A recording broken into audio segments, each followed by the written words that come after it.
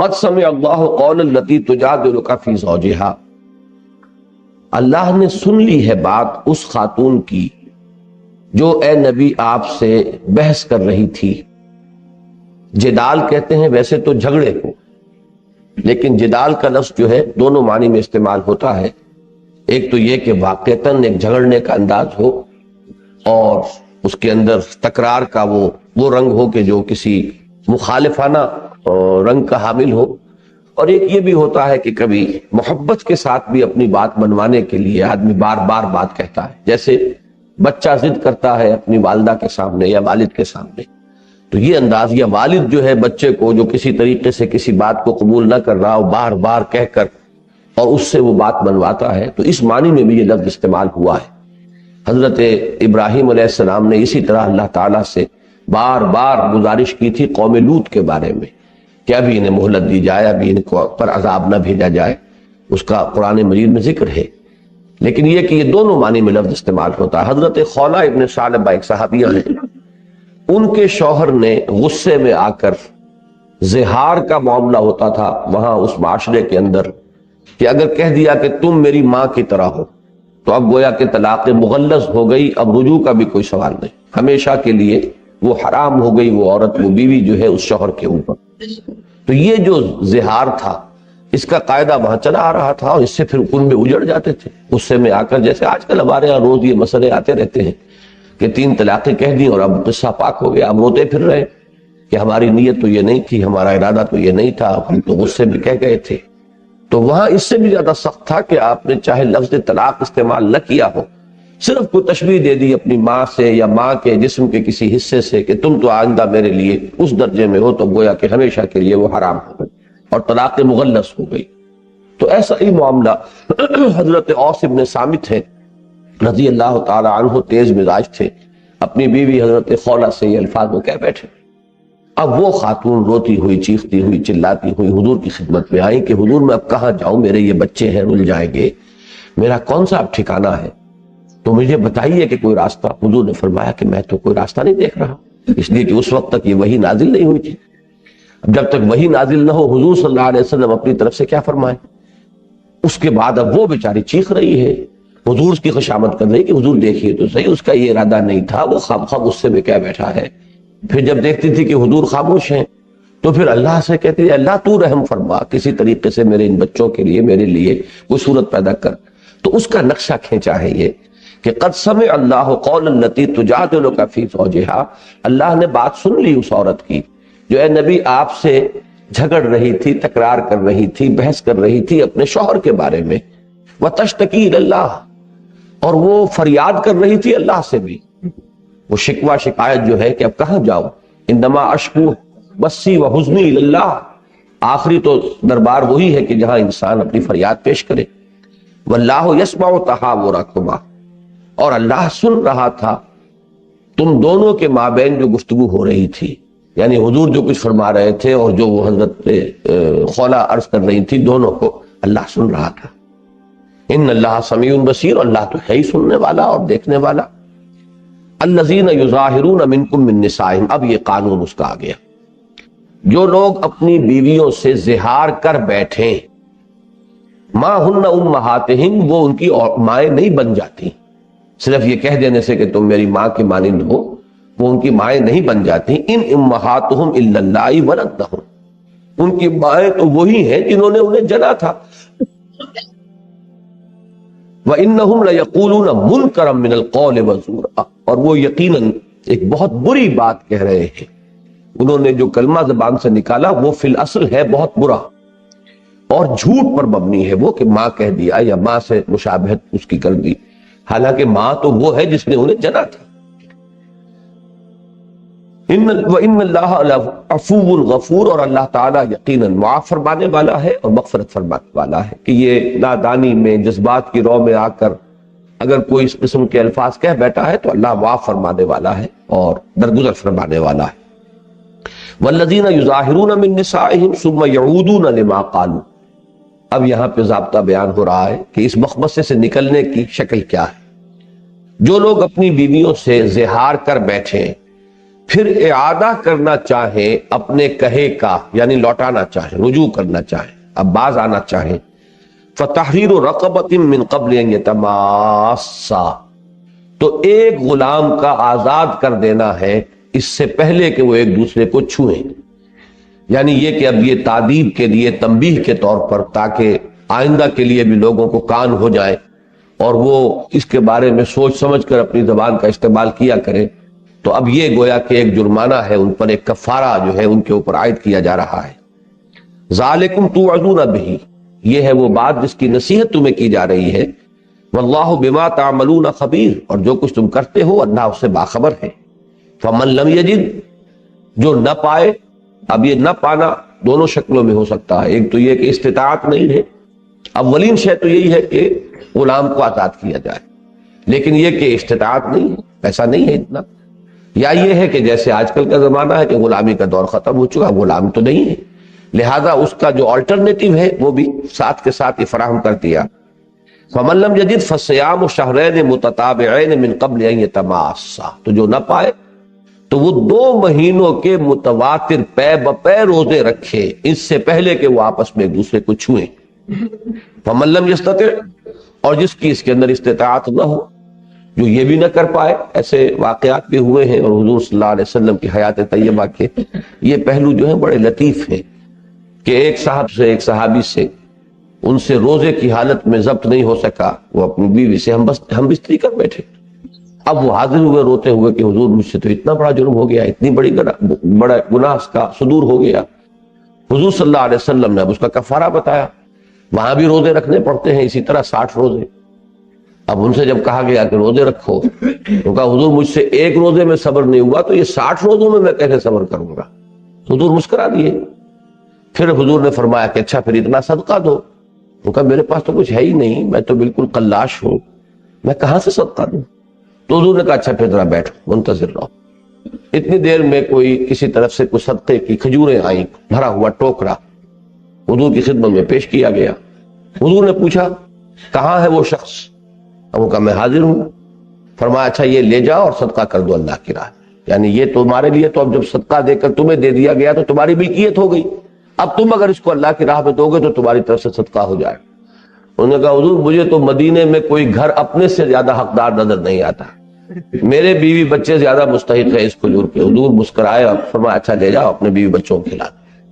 تو اب یہ، لیکن اس کو کسی مستقل ضابطے کی بنیاد ہم نہیں بنا سکتے کہ آئندہ بھی کوئی شخص ایسا کر سکے، یہ حضور کا ایک خاص معاملہ ہے۔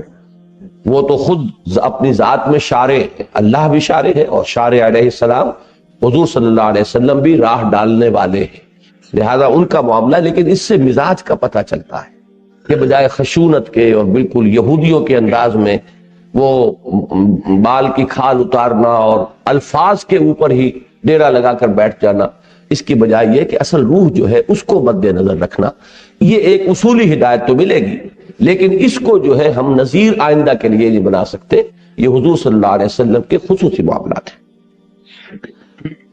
فمن لم یجد فمن لم یستطع، جس میں اس کی استطاعت نہ ہو، فاطعام 60 مسکینا، تو وہ پھر 60 مسکینوں کو کھانا کھلائے۔ ذالک لتؤمنوا باللہ ورسولہ، یہ اس لیے کہ تم ایمان پختہ رکھو اللہ پر اور اس کے رسول پر۔ یہاں تھوڑا سا اشکال ہو سکتا ہے کہ یہ کیا تعلق ہوا اس میں، اس لیے کہ یقیناً جیسا کہ میں نے کئی مرتبہ عرض کیا ہے، ایمان سے عمل پیدا ہوتا ہے اور عمل سے بھی ایمان پیدا ہوتا ہے۔ تو یہ جو ایک مشقت ہے 60 روزے پے بپے رکھنا، اب جو شخص یہ کرے گا، اس جو ordeal میں سے گزرے گا، اس مشقت میں سے گزرے گا، وہ اس یقین کی بنیاد پر گزرے گا نا کہ اللہ ہے، اللہ کا حکم ہے، اس سے اس کے ایمان کو تقویت پیدا ہوگی۔ لہذا ذالک لتؤمنوا باللہ ورسولہ، یہ بھی اللہ تعالیٰ تمہیں کسی مشقت میں نہیں ڈالنا چاہتا، اللہ تعالیٰ کو تمہیں تکلیف پہنچا کر کوئی خوشی نہیں ہوتی، بلکہ در حقیقت جو تمہاری اندر جو یعنی اخلاقی اعتبار سے کہہ لیں، عملی اعتبار سے جو اس وقت ایک خامی کا ظہور ہوا ہے، یہ اس کے ازالے کے لیے ہے، یہ ساری ایکسرسائز جو تم سے کرائی جا رہی ہے تاکہ تمہارا ایمان اور یقین اور پختہ ہو جائے۔ وَتِلْكَ حُدُودُ اللَّهِ وَلِلْكَافِرِينَ عَذَابٌ أَلِيمٌ، اور یہ اللہ کے حدود ہیں۔ اب اس میں گویا کہ تنبیہ کا انداز ہے، کیونکہ یہ بات قرآن مجید میں بار بار آئی ہے کہ جو کوئی اللہ کے حدود سے تجاوز کرے گا فَأُولَٰئِكَ هُمُ الظَّالِمُونَ، تو پھر وہ تو ظالم ہے۔ تو تلک حدود اللہ، یہ نہ سمجھنا کہ یہ کسی عام آدمی کی کہی ہوئی بات ہے یا یہ کوئی ایسی معمولی سی بات ہے کہ جس کے بارے میں تمہارے اندر سہل انگاری پیدا ہو جائے. تلک حدود اللہ وللکافرین عذاب علیم، یہ اللہ کی حدود ہے اور کافروں کے لیے دردناک عذاب ہے. کافروں سے یا مراد وہ کافر نہیں ہے جن کو کہ ہم قانونی انداز میں کافر سمجھیں، بلکہ جو حدود اللہ کے بارے میں یہ روش اختیار کرے کہ جس طرح چاہے ان کو توڑ دے، تو کفر اور کس شے کا نام ہے؟ بتوں سے تجھ کو امید ہے، خدا سے نو امیدی، مجھے بتا تو صحیح اور کافری کیا ہے؟ در حقیقت حدود اللہ سے کبھی جذبات کی رو میں بہ کر انسان سے کوئی خطا ہو جائے تو بات اور ہے، جان بوجھ کر اللہ کی کسی حد کو توڑنا تو یہی تو کفر ہے. تو ایسے کافروں کے لیے دردناک عذاب ہے. اب یہاں سے وہ دوسرا مضمون شروع ہو رہا ہے. ان الذین یحادون اللہ ورسولہ کبتوا کما کبت الذین من قبلہ. یہ جو محادہ ہے یہ حدید ہی سے بنا ہے. حدید لوہا، اور لوہے سے اسلحہ بنتا ہے. فیہ منافع للناس، فیہ باس شدید و منافع للناس. اب یہیں سے لفظ محادہ بنا ہے، باب مفعلہ ہے حدید سے، لوہے کا لوہے سے ٹکرانا، یہ مقابلہ، جنگ. اور یہ جنگ ہی نہیں بلکہ کوئی بھی اگر مخالفت ہے، زور آزمائی ہے، مظاہرہ ہے، یہ مظاہرہ بھی در حقیقت جو ہے محاذ آرائی ہے، یہ سب بھی اس محادے کے اندر آ جائیں گے. طبعاً اگرچہ اصلاً اس کے معنی ہوگی جنگ. جو لوگ محاذ آرائی کرتے ہیں، مخالفت کرتے ہیں اللہ کی اور اس کے رسول کی، کبتوا کما کبت الذین من قبلہم، وہ ہلاک ہو چکے، برباد ہو چکے. چاہے عالم واقعہ میں ابھی نہ ہوا ہو، فیصلے صادر ہو چکے ہیں ان کی ہلاکت کے، پھانسی کا حکم مل چکا ہے، چاہے ابھی ایگزیکیوشن بالفعل نہ ہوئی. کبتوا کما کبت الذین من قبلہم، وہ بھی اسی طرح خائب و خاسر ہو چکے اور ہلاک ہو چکے جیسے ان سے پہلے کے ان کے جو کردار والے لوگ تھے وہ ہلاک ہو چکے. وقد انزلنا آیات بینات، اور ہم تو اتار چکے ہیں روشن آیات. وللکافرین عذاب مہین، اور کافروں کے لیے دردناک عذاب. اب یہاں پہ مراد کون ہے وہ جان لیجئے. ایک تو یہودی تھے مدینے کے اندر کہ جو نبی اکرم صلی اللہ علیہ وسلم کے کھلم کھلا مخالف اور معاند تھے، اور دوسرے یہ جو منافقین تھے، یہ گویا کہ ان کا آلہ کار بنتے تھے کہ یہ مسلمانوں کے اندر سے ان کی جماعتی زندگی کو سیبوٹاج کرنے کے لیے وہ سازشیں کرنا اور بددلیاں پھیلانا اور طرح طرح کی ریومرز کو عام کر دینا، اور کوئی ذرا سی بات کسی مسلمان کی دیکھی تو اس کو بڑھا چڑھا کر بیان کرنا، تاکہ وہ جو ایک قوت ارادی ہے مسلمانوں کی وہ مجروح اور کمزور ہو جائے.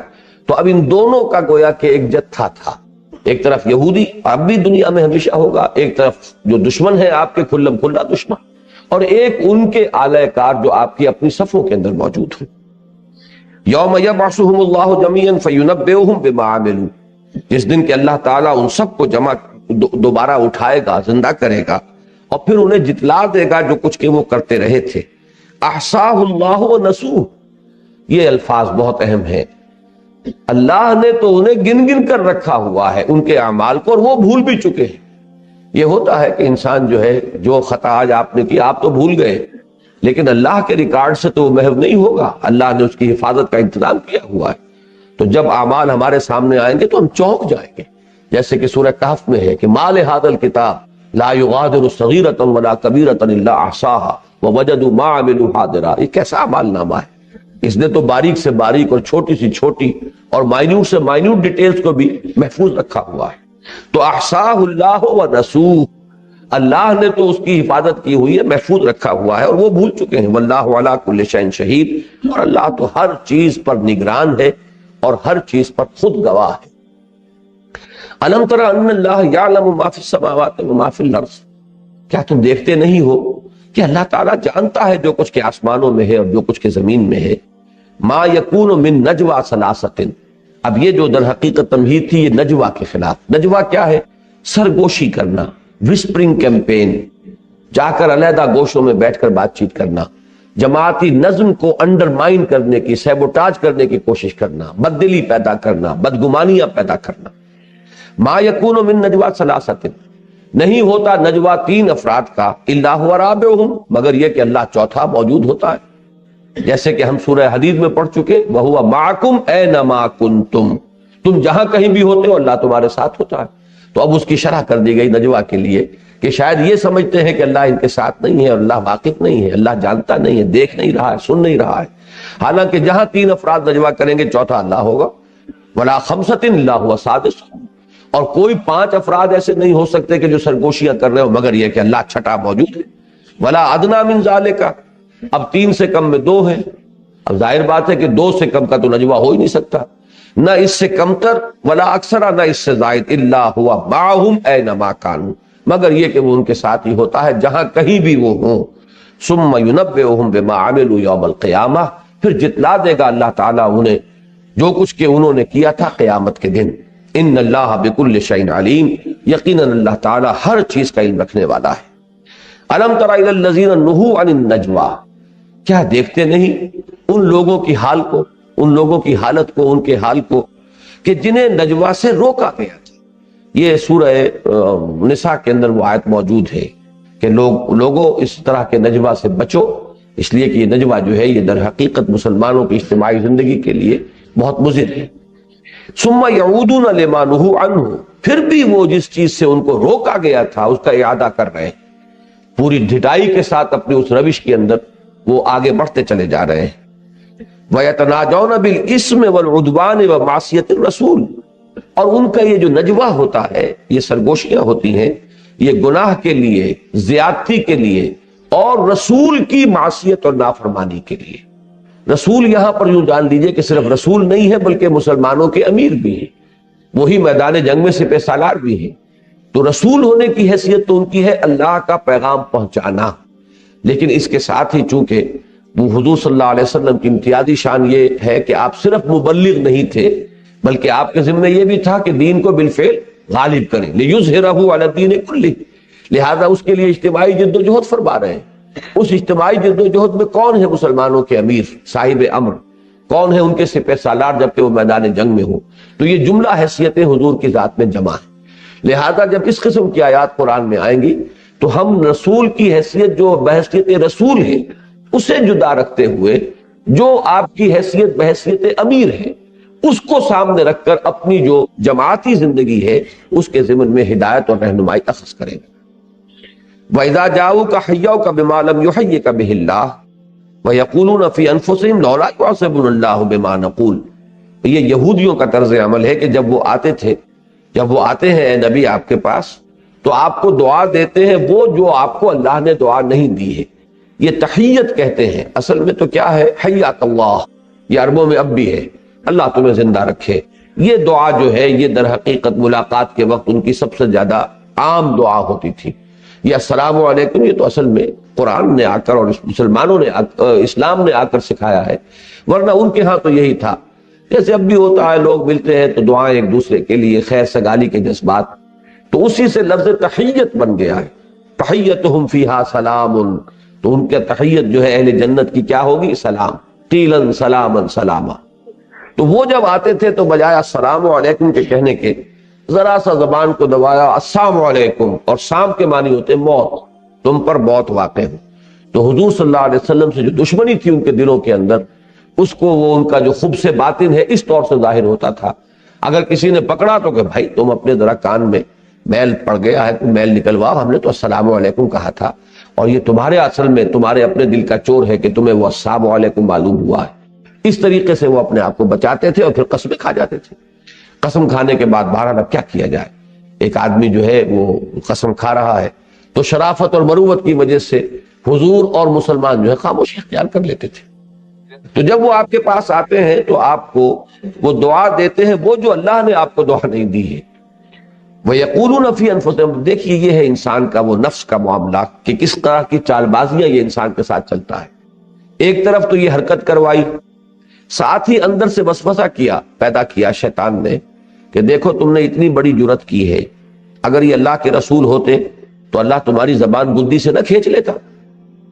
کیا اللہ اس پر قادر نہیں ہے کہ اپنے سچے رسول کی توہین جو ہے اس کو روک سکے، اور تمہیں کہنے ہی نہ دیتا، اور تم نے کہہ دیا السلام علیکم، اس کے باوجود کچھ نہیں ہوا، معلوم ہوا یہ رسول ہے ہی نہیں۔ اب یہ ہے دوہری تلوار اس شیطان کی کہ پہلے وہ غلط حرکت کروائی اور اس کے بعد یہ کہ اس سے مزید جو ہے اگر کوئی رمق کہیں تھی بھی کسی منافق کے دل میں، کوئی رمق، تو اس کو بھی وہاں سے اس کے ازالے کا سامان بھی کر دیا۔ اور وہ کہتے ہیں اپنے جیوں میں، یقولون فی انفسہم لولا یعذبنا اللہ بما نقول، کیوں نہیں اللہ ہمیں عذاب دیتا بسبب ہمارے اس قول کے جو ہم کہہ رہے ہیں۔ کیا معنی اس کے کہ واقعہ یہ کہ یہ رسول ہے ہی نہیں۔ حسبہم جہنم، ان کا ٹھکانہ جہنم ہے، یصلونہا، اس میں یہ پہنچ کر رہیں گے، گر کر رہیں گے، فبئس المصیر، اور وہ بہت ہی برا ٹھکانہ ہے۔ یا ایھا الذین آمنوا اذا تناجیتم فلا تتناجوا بالاسم والعدوان ومعصیۃ الرسول، اے اہل ایمان جب تمہیں کوئی سرگوشی کرنی ہو، کوئی علیحدگی میں بھی مشورے کی ضرورت ہوتی ہے، آخر اجتماعی زندگی میں اس کا پورا موقع ہوتا ہے۔ آپ کسی کو کسی نیک کام کے لیے بھی اگر کچھ ترغیب دلانا چاہتے ہیں تو بسا اوقات وہ علیحدگی میں جا کر اس سے بات کی جائے تو زیادہ مؤثر ہو جاتی ہے بات۔ تو فرمایا کہ اگر تمہیں سرگوشی ہی کرنی ہے اور علیحدگی میں بات کرنی ہے تو تم یہ نجوا نہ کیا کرو گناہ کے لیے یا زیادتی کے لیے یا رسول کی معصیت کے لیے۔ وتناجوا بالبر والتقوی، خیر کے لیے، تقوی کے لیے، نیکی کے لیے، ایک دوسرے کو ترغیب دلانا، ایک دوسرے کو آمادہ کرنا، یا کسی کی برائی پر اسے متنبہ کرنا ہے۔ اب ظاہر بات ہے کہ اگر کہنا بھائی یہ آپ کے معاملے میں مجھے یہ چیز نظر آئی، ہو سکتا ہے کہ میرا مغالطہ ہو، تو آپ اس کی وضاحت فرما دیں گے تو وہ میرے دل کے اندر جو خامخواہ ایک میل آ گیا وہ رفع ہو جائے گا، اور اگر ہے تو ہمیں اصلاح کرنی چاہیے اپنی۔ اب یہ انداز بھی اگر پبلک میں اختیار کیا جائے گا تو بہت ہی یہ مضر ہو جائے گا، اس کے لیے بھی علیحدگی میں جانے کی ضرورت ہے۔ تو علیحدگی میں گفتگو حرام نہیں ہے، اصل میں اس میں کیا گفتگو کر رہے ہیں وہ ہے اصل میں فیصلہ کن چیز۔ تو تم نیکی اور تقوی کے کام کے لیے ایک دوسرے سے سرگوشی کیا کرو۔ واتقوا اللہ الذی الیہ تحشرون، اور اس اللہ کا تقوی اختیار کرو جس کی طرف تمہیں جمع کیا جائے گا، لا محالہ۔ انما النجوى من الشیطان، اب یہ نجوہ وہ ہے جو مخالفانہ نجوہ تھا منافقین کا، کہ یہ نجوہ شیطان کی طرف سے ہے، یہ شیطانی عمل ہے، اس کی اکساہٹ شیطان پیدا کر رہا ہے۔ لِيَحْزُنَ الَّذِينَ آمَنُوا، تاکہ جو اہل ایمان ہیں وہ حزن سے دوچار ہو۔ اب اس کا ایک اثر پڑتا ہے اس جماعت زندگی کے اوپر، بددلی، افسردگی۔ اب کسی نے کہہ دیا کسی کے بارے میں، خاص طور پہ امیر کے بارے میں کہہ دیا، اب یہ کہ آدمی جو ہے ہر وقت اتنا چوکس چوکنا بھی نہیں ہوتا کہ فوراً جائے اور کہے اور اس کی پوری تحقیق کرے، تحقیق میں تاخیر ہو گئی ہے۔ اس پورے عرصے کے اندر اس بات نے دل کے اندر کچھ نہ کچھ اثرات پیدا کر دی، کچھ نہ کچھ میل آئی گیا۔ اب یہ چیزیں جو ہے اس کے اثرات جماعتی زندگی میں فرسٹریشن اور بددلی، ڈس اپوائنٹمنٹ، ڈس ایلیوژن، یہ مختلف الفاظ جو استعمال ہوتے ہیں جماعتی زندگی کے اندر، سب سے زیادہ جو ہے تعطل پیدا کرنے والی یہ اشیاء ہے۔ تو شیطان جو ہے وہ تو چاہتا ہے کہ جو اہل ایمان ہے وہ حزن سے دوچار ہو جائیں۔ وَلَيْسَ بِضَارِّهِمْ شَيْئًا، اب دیکھیے یہاں جو بات کہی ہے بڑی یہ الفاظ پر غور کرنے کی ضرورت ہے، اور وہ انہیں کوئی بھی ضرر نہیں پہنچا سکتا الا باذن اللہ، مگر اللہ کے اذن سے، اللہ کی اجازت سے۔ نتیجے کے اعتبار سے تو کوئی خرابی پیدا نہیں ہوگی الا یہ کہ اللہ ہی مسلمانوں کو کسی فتنے میں مبتلا کرنے کا فیصلہ کر چکا ہو، شیطان کے ہاتھ میں اختیار نہیں ہے۔ لیکن اس کی نفی نہیں کی کہ حزن تھوڑا بہت ہو جاتا ہے، کوئی نہ کوئی وقتی طور پر افسردگی جو ہے مسلمانوں پر وہ طاری ہو جاتی ہے، لیکن ضرر کا کہ بالفعل کسی نقصان کا ہو جانا یہ تو بغیر اللہ کے اذن کے ممکن ہی نہیں ہے، شیطان لاکھ زور لگا لے۔ تو اب اس میں دونوں باتیں آ گئیں کہ ایک حقیقت کا اعتراف بھی، دوسری طرف مسلمانوں کو ری ایشورنس بھی دے دی گئی کہ یہ بہرحال تم مطمئن رہو کہ شیطان کتنے بھی ہتھ کنڈے اپنے چلا لے اور استعمال کر لے، لیکن تمہیں کوئی مستقل نقصان وہ نہیں پہنچا سکے گا۔ وعلی اللہ فلیتوکل المؤمنون، اور اہل ایمان کو تو اللہ ہی پر توکل کرنا چاہیے۔ یا ایھا الذین آمنوا اذا قیل لکم تفصحوا فی المجالس فافصحوا یفصح اللہ لکم، اہل ایمان جب تم سے کہا جائے کہ مجالس میں، اب جیسے اجتماعات ہوتے ہیں تنظیموں کے، جماعتوں کے، تو وہاں کا مرکزی اجتماع کیا تھا؟ حضور کی محفل، حضور کی مجلس۔ اس میں کیا ہوتا تھا کہ یہ لوگ جو ہوتے تھے یہ جتھا بندی کر کے ایک جگہ بیٹھتے تھے، اور اس طرح سے آپس میں گتھ کر بیٹھتے تھے کہ کوئی اور شامل نہ ہو، تاکہ یہ تبصرے کریں، حضور کچھ فرما رہے ہیں اور یہ ساتھ کے ساتھ فقرے بازی کر رہے ہیں، ایک دوسرے کو اشارے کر رہے ہیں، دیکھا کیا کہہ رہے ہیں یہ کیا کتنی احمقانہ بات کہہ دی ہے، معاذ اللہ۔ اب یہ جو اشارے ہوتے ہیں آنکھوں میں، اگر کوئی دوسرا مخلص مسلمان درمیان میں بیٹھا ہوا ہو تو وہ ٹوک دے گا، لہذا وہ اپنے گروپ بنا کر بیٹھتے تھے اور اس میں کسی اور کو نہیں آنے دیتے تھے۔ اس سے جو ہے وہ روکا جا رہا ہے، کھل کر بیٹھو اور لوگوں میں مل جل کر بیٹھو، علیحدہ جتھے بندی کر کے گروپنگ کر کے جو ہے مجلسوں میں مت بیٹھا کرو۔ اب اس کا حکم یہی ہو سکتا تھا کہ بھائی ذرا کھل کے تو بیٹھو، خام خواہ گچھے بن کر نہ بیٹھو ایک جگہ پر۔ اور اس سے مراد اصل میں کیا تھی کہ اس طرح کے گروپس جو ہیں وہ نہ بن جائیں اس محفل کے اندر۔ تو اے اہل ایمان، جب تم سے کہا جائے کہ کھل جایا کرو محفل میں تو کھل کر بیٹھا کرو، اللہ تعالیٰ تمہارے لیے کشادگی پیدا کر دے گا۔ بڑا لطیف ہے ترغیب کا انداز۔ وَإِذَا قِيلَ انشُزُوا فَانشُزُوا يَرْفَعِ اللَّهُ الَّذِينَ آمَنُوا مِنكُمْ وَالَّذِينَ أُوتُوا الْعِلْمَ دَرَجَاتٍ، اور جب کہا جائے اٹھ جاؤ تو اٹھ جایا کرو، اللہ تعالیٰ تم میں سے جو واقعی اہل علم ہیں اور صاحب ایمان ہیں ان کے درجات بلند کرے گا۔ اب یہ بھی ہوتا ہے کہ اب اجتماع برخاست ہو گیا، جائیے، لیکن اب بیٹھے ہوئے وہاں پر ڈیرا لگا کر کچھ لوگ بیٹھے ہوئے ہیں، تبصرے کر رہے ہیں، پھر اس کے خلاف آن دی سپاٹ جو ہے ریشہ دوانی کا آغاز کرنے کے لیے وہیں پر بیٹھے ہوئے ہیں، تو اس سے بھی روکا گیا۔ جیسے اجتماع برخاست ہو گیا ہے، اجلاس اب ختم ہو گیا ہے، جب کہا جائے تو پھر اٹھ جاؤ، اپنے اپنے کاموں کے اندر لگو۔ کوئی حکم ملا ہے تو اب اس کی تعمیل کی فکر کرو، اب اس کے بارے میں تبصرے کرنے کے لیے اور ایک دوسرے کو دیکھیے جی اب ان کو تو کوئی تکلیف نہیں پہنچتی، تکلیف تو ہمیں پہنچتی ہے نا، یہ تو یہاں بیٹھے ہوئے انہوں نے تو کہہ دیا نکل جاؤ فلاں مہم کے اوپر، اب یہ کہ سارا جو ہے مشقت تو ہمیں جھیلنی ہوگی، تو یہ دیکھتے ہی نہیں ہیں ہمارے مسائل ہیں، ہمارے معاملات ہیں، ہماری یہ مجبوریاں ہیں۔ اب یہ اس طرح کی باتیں وہ ہوں گی کہ جہاں ذرا پانی مرتا ہو وہاں یقیناً ان کے اثرات پیدا ہو جاتے ہیں، جہاں ذرا سی بھی کوئی کمزوری کے آثار ہیں، جیسے جراثیم انہی پر حملہ آور ہوتے ہیں جو کسی وجہ سے قوت مدافعت جن کی کمزور ہو چکی ہے، تو اندر سے کچھ لوگ ہوتے ہیں کہ جو پہلے سے کچھ کمزوری کا شکار ہو گئے ہیں، اب ان کے لیے یہ باتیں جو ہے وہ بہت ہی مؤثر ہو جاتی ہیں۔ تو فرمایا گیا جب کہا جائے کہ اٹھ جاؤ تو اٹھ جایا کرو، اللہ تعالیٰ تم میں سے جو واقعی اہل ایمان ہیں اور جو علم والے ہیں ان کے درجات بلند کرے گا۔ واللہ بما تعملون خبیر۔ اب دیکھیے یہ الفاظ کی مناسبت کیسی پیدا کی گئی، کھل کے بیٹھو اللہ کشادگی پیدا کرے گا، اٹھ جایا کرو، اب اٹھنے میں انسان بلند ہوتا ہے۔ تو اگر تم جو حکم ہے، ڈسپلن ہے جماعتی زندگی کا، اس کے اعتبار سے اٹھو گے تو یہ اس میں بھی ایک طرح کی تمہاری یعنی رفع درجات کا اہتمام ہے اللہ کی طرف سے، کہ وہ دلی آمادگی کے ساتھ جب اس حکم پر عمل کرو گے تو اللہ تمہارے مراتب بلند کرے گا۔ واللہ بما تعملون خبیر، اور جو کچھ تم کر رہے ہو اللہ اس سے باخبر ہے۔ یا ایھا الذین آمنوا اذا ناجیتم الرسول فقدموا بین یدی نجواکم صدقہ۔ اہل ایمان، جب تم رسول صلی اللہ علیہ وسلم سے مناجات کرو، نجوا کرو، یہ خاص طور پر بات ہوتی ہے کہ حضور سے بات کرنے کے لیے مومنین مخلصین جو تھے ان کی بھی خواہش ہوتی تھی، حضور کا قرب، حضور سے گفتگو، حضور سے علیحدگی میں بات کرنا وہ اپنا خاص مسئلہ ہے، لیکن یہ کہ منافقین جو ہے خاص طور پر وہ اپنا ایک خاص روب ڈالنے کے لیے مسلمانوں پر کہ ہمیں حضور سے بڑا قرب حاصل ہے، ہم تو علیحدگی میں جا کے گفتگویں کرتے ہیں، حضور ہمیں بڑا وقت دیتے ہیں، تو اور حضور اپنی وہ مروت اور شرافت کی وجہ سے کوئی آگے آئے تو کیسے کہیں کہ میں آپ سے ملنے کے لیے تیار نہیں، اس سے وہ لوگ ناجائز فائدہ اٹھاتے تھے۔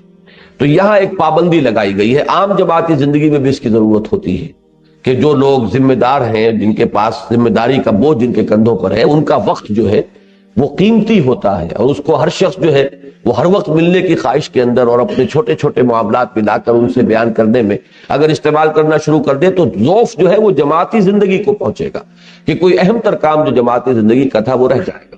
اور پھر یہ کہ اس میں موقع ملتا ہے دوسروں کو بھی کہ جو خاص طور پر کسی غلط ارادے سے اس طرح کی شرافت اور مروت سے فائدہ اٹھانا چاہے۔ تو اللہ تعالیٰ نے ایک اہتمام فرمایا کہ حکم دے دیا کہ جب بھی ہمارے رسول سے کسی کو علیحدگی میں کوئی بات کرنی ہو تو پہلے کو صدقہ کرے، اور یہ مال ہی جان تھی ان منافقین کی، اصل میں یہ راستہ ان کے راستے میں یہ روڑا رکھ دیا گیا بھاری پتھر کہ حضور سے ملاقات کرنی ہے، علیحدگی میں گفتگو کرنی ہے تو پہلے کچھ اللہ کی راہ میں صدقہ دے کر آؤ، تو وہ تو اس سے بعد آ گئے، اس لیے کہ یہ قیمت اس کی دینے کے لیے وہ تیار نہیں تھے۔ اس کے بعد چونکہ یہ ایک عارضی طور پر وقتی جو ایک مسئلہ تھا اس کے حل کا حکم تھا، تو جلد ہی اس کی پھر منسوخی کا بھی اعلان ہو گیا، اگرچہ تعین کے ساتھ ہم نہیں کہہ سکتے، لیکن یہ مقام بھی قرآن مجید کا ایسا ہے جس میں ناسخ و منسوخ آیات دونوں ساتھ کی ساتھ موجود ہیں۔ پہلے صدقے کا حکم آیا کہ اے اہل ایمان، جب تم رسول سے علیحدگی میں کوئی بات کرنا چاہو فقدموا بین یدی نجواکم صدقہ، تو اپنے رسول کے ساتھ علیحدہ گفتگو سے پہلے کچھ تقدیم کرو، یعنی آگے کچھ بھیجو صدقے کے طور پر، اس سے مقدم کر دو صدقے کو، پہلے صدقہ دو۔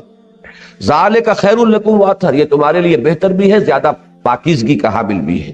فَإِن لَّمْ تَجِدُوا فَإِنَّ اللَّهَ غَفُورٌ رَحِيمٌ۔ اس میں اندیشہ تھا کہ بیچارہ کوئی مسلمان مفلس ہے اور اس کے پاس پیسہ نہیں ہے، وہ صدقہ نہیں کر سکتا، تو یہ نہیں ہے کہ اس میں کوئی ایکسیپشن ہی نہیں ہے، کسی کے پاس نہیں ہے تو ٹھیک ہے، اللہ تعالیٰ غفور اور رحیم ہے۔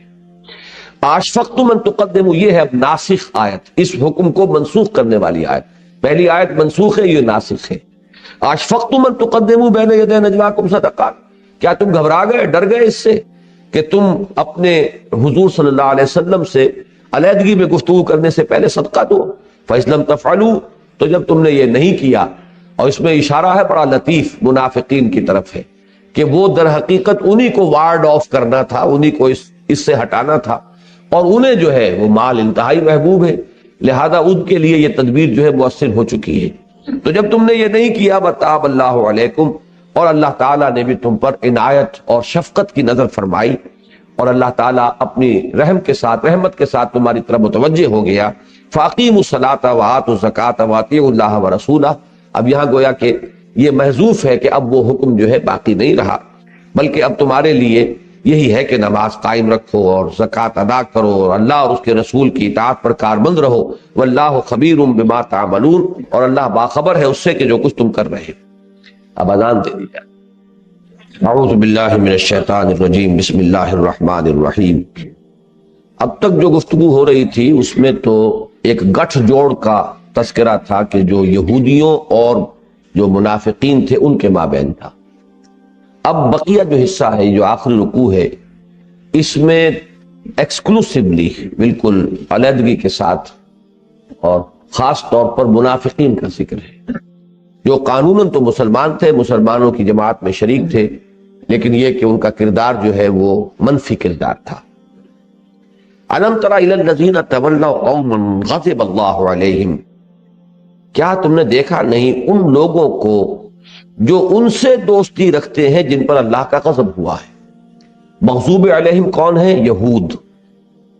غیر المغضوب علیہم ولا الضالین، سورہ فاتحہ میں جو الفاظ ہیں آخری اس میں تقریباً اجماع ہے کہ مغضوب علیہم کی سب سے بڑی مثال جو ہے وہ یہود ہیں، اور ضالین کی سب سے بڑی مثال نصارہ ہے۔ جن پر اللہ کا غضب ہوا ہے ان سے دوستی کیے ہوئے ہیں۔ ما ہم منکم ولا منہم، وہ نہ تم میں سے ہے نہ ان سے ہے۔ یعنی نفاق کا اصل سبب کیا ہے؟ اپنی جان پیاری ہے، اپنا مال پیارا ہے، دنیا سے محبت ہے۔ ایسا شخص کسی کا بھی نہیں ہوتا، چاہے وہ سب کا بن رہا ہو، حقیقت میں کسی کا بھی نہیں۔ لا الہ ہؤلاء ولا الہ ہؤلاء، وہ نہ ادھر کے ہیں نہ ادھر کے ہیں، نہ ان کے ساتھ ہیں نہ ان کے ساتھ ہیں، بلکہ مذبذبین بین ذالک، اس لیے کہ ان کی جو نکیل ہے وہ تو اپنے مفادات کے ہاتھ میں ہے، تو مفاد جدھر ہوگا ادھر جائیں گے۔ وہ جس کو کہتے ہیں کہ وہ بینگن کے غلام تو نہیں ہے، وہ تو شاہ کے غلام ہے۔ تو ان کا شاہ کون ہے؟ ان کی اپنی خواہشات اور دنیا کی محبت، اور یہ چیزیں ہیں کہ جو جدھر نظر آئے گی ادھر چلے جائیں گے۔ ما ہم منکم ولا منہم، نہ وہ تم میں سے ہیں مسلمانوں اور نہ وہ ان میں سے ہیں۔ وَيَحْلِفُونَ عَلَى الْكَذِبِ وَهُمْ يَعْلَمُونَ، اور وہ جھوٹ پر حلف تک اٹھا جاتے ہیں، انہیں اس میں بھی کوئی بات نہیں ہے، جانتے بوجھتے۔ ایک تو بغالتے پہ آدمی کسی چیز کو صحیح سمجھ رہا ہے، حقیقت میں صحیح نہیں ہے، تو وہ قسم بھی کھا بیٹھا، لیکن جانتے بوجھتے ہوئے وہ قسمیں کھاتے ہیں جھوٹی۔ یہ اب سورہ منافقون بھی آگے آئے گی، اس میں سب سے بڑی علامت ہی ان کی یہ آئی ہے، آگے بھی الفاظ آئیں گے کہ انہوں نے اپنی قسموں کو اپنے لیے ڈھال بنا لیا ہے۔ اعد اللہ لہم عذابا شدیدا، اللہ نے ان کے لیے تیار کیا ہوا ہے بہت بڑا عذاب، بہت سخت عذاب۔ انہم ساء ما کانوا یعملون، یقیناً بہت برا ہے طرز عمل جو انہوں نے اختیار کیا ہے، بہت برے ہیں وہ کام جو وہ کر رہے ہیں۔ اتخذوا ایمانہم جنۃ، انہوں نے اپنی قسموں کو اپنے لیے ڈھال بنا لیا ہے۔ یعنی جب گرفت ہوتی ہے، باس پرس ہوتی ہے، ایکسپلینیشن کال ہوتی ہے، تو جھوٹ بولتے ہیں، اور جھوٹ کے اوپر مزید جو ہے، جیسے دروازہ بند کر کے تالا لگا دیا جائے تو پہلے جھوٹ بولا، جھوٹ پر قسم بھی کھا لی، حلف بھی اٹھا لیا۔ تو اب ظاہر بات ہے کہ کسی شریف انسان کے لیے اس کے بعد مزید کچھ کہنا جو ہے اس کی گنجائش نہیں رہتی۔ فصدوا عن سبیل اللہ، تو وہ رک گئے ہیں اللہ کے راستے سے۔ صد یصدو فعل لازم بھی ہے، فعل متعدی بھی ہے، رکنا بھی اور روکنا بھی، اور یہ دونوں الفاظ یہاں پر دونوں مفہوم مراد ہیں۔ خود بھی اللہ کے راستے سے رکے، دوسروں کو بھی روکنے کی کوشش کر رہے ہیں۔ فلہم عذاب مہین، تو ان کے لیے بہت اہانت آمیز عذاب ہے، اہانت، توہین کرنے والا، رسوا کن عذاب۔ لن تغنی عنہم اموالہم ولا اولادہم من اللہ شیئا، نہیں بچا سکیں گے انہیں نہ ان کے مال نہ ان کی اولادیں اللہ سے کچھ بھی. یعنی جب اللہ کی طرف سے پکڑ ہوگی، ابھی دنیا میں تو قسمیں کھا کر چھوٹ جاتے ہیں، لیکن اللہ کی پکڑ سے انہیں کوئی چیز نہیں بچا سکے گی.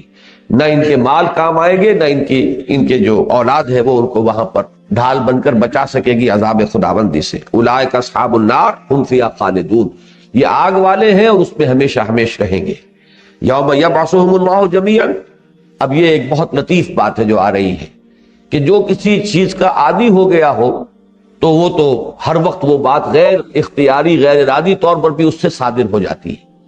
تو فرمایا جس دن کہ اللہ تعالیٰ انہیں سب کو جمع کرے گا اور کھڑا کرے گا اور اٹھا دے گا بعث بعد الموت کے بعد ان سب کو، فَيَحْلِفُونَ لَهُ كَمَا يَحْلِفُونَ لَكُمْ، تو وہ اللہ کے سامنے بھی جھوٹی قسم کھائیں گے جیسے کہ تمہارے سامنے کھاتے ہیں، اس لیے کہ عادت جو پڑ گئی. انہیں یہ احساس نہیں ہوگا کہ اب ہم کہاں کھڑے ہیں. جیسے محمد الرسول اللہ صلی اللہ علیہ وسلم کی باس پرس سے جھوٹی قسمیں کھا کھا کر بچتے رہے، تو اب ان کی یہ عادت اتنی پختہ ہو چکی ہے کہ یحلفون لہ کما یحلفون لکم، تو اس کی اللہ سے بھی اللہ کے سامنے بھی جھوٹی قسمیں کھائیں گے جیسے کہ یہ تمہارے سامنے کھاتے ہیں. وَيَحْسَبُونَ أَنَّهُمْ عَلَىٰ شَيْءٍ، اور سمجھیں گے کہ ان کا کوئی موقف ہے، کسی جگہ کھڑے ہونے کا کوئی ٹھکانہ ہے ان کا. أَلَا إِنَّهُمْ هُمُ الْكَاذِبُونَ، آگاہ ہو جاؤ کہ وہ جھوٹے، ان کے لیے کوئی موقف نہیں. لا مقام لکم، کوئی تمہارے لیے اب یہاں پر مقام نہیں ہے، کہیں کھڑے ہونے کی گنجائش نہیں ہے. استحوذ علیہم الشیطان، شیطان نے ان پر شیطان چھا چکا ہے، شیطان نے ان پر تسلط حاصل کر لیا، ان کے اعصاب پر، ان کی سوچ پر، ان کے نقطۂ نظر پر، ان کا جو ویلیو سٹرکچر ہے کہ کون سی چیز قیمتی ہے کون سی چیز کم قیمتی ہے، ان تمام چیزوں کو ایک خاص رخ پر ڈال دیا شیطان نے. تو استحوذ علیہم الشیطان فانساہم ذکر اللہ، شیطان نے ان کے اوپر جو ہے وہ اس طرح چھا گیا ہے اور تسلط اس نے حاصل کر لیا ہے کہ اللہ کی یاد سے انہیں غافل کر دیا ہے. اب یہاں پر وہ لفظ ذہن میں لے آئیے، الم یأن